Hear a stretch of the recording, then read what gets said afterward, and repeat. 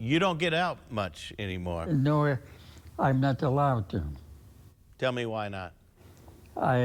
Because my court-appointed guardian doesn't allow me to leave the premises. We had an old man who was 99 years old, who was locked up in a dementia wing, begging and crying to get out, who grabbed hold of me and said, "Please, mister, help me." You see nobody, you have no contact with anybody. One day we did get a call from a woman who had tracked me down through the internet because about 10 years ago I had done a series of stories. These people have no rights. They have no ability to speak up for themselves.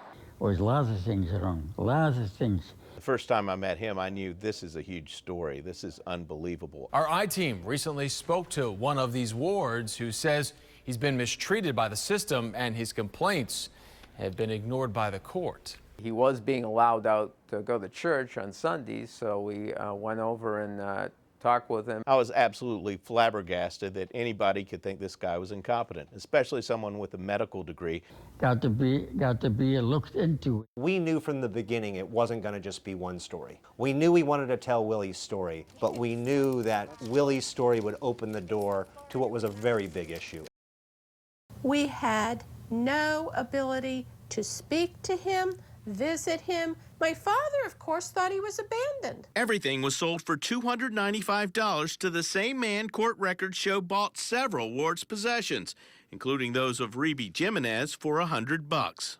I was never allowed into the house to go through any of my mom's belongings. I felt like my grandmother was in prison. I had to go to her warden to make sure everything was okay, that I could see her. The ward basically has no rights. Robert Melton retired as the Inspector General of the Pinellas County Clerk's Office in 2009.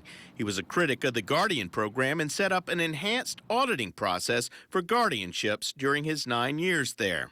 It's a very close process. The fact that all of this happens in court and it's sealed, you can't research how much money's been spent, how much time has been spent. We had to go to the courthouse, laptop in hand, and type these billing records into a spreadsheet. But an ongoing I-Team investigation is raising some questions about what are called professional guardians. Tonight, we look at Patricia Johnson, a Pinellas Park City Councilwoman and a local guardian who some say is abusing her power as a guardian. I want to talk to you about your billing and giving all this business to your fellow council members. Her billing records indicated that she was making this almost a 7-day-a-week job.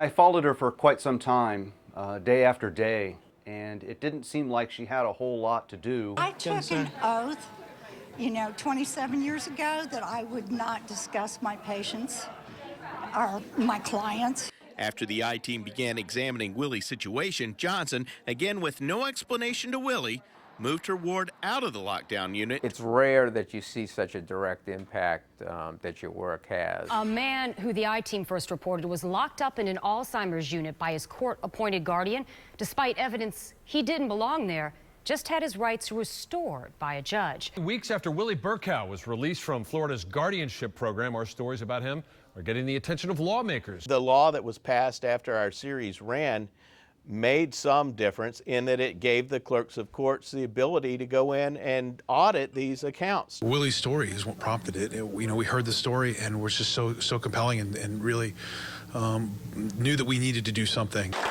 Surrounded by a room full of friends and supporters, 99-year-old Willie Burchow celebrated returning to the retirement community he calls home. You people were the ones that helped me.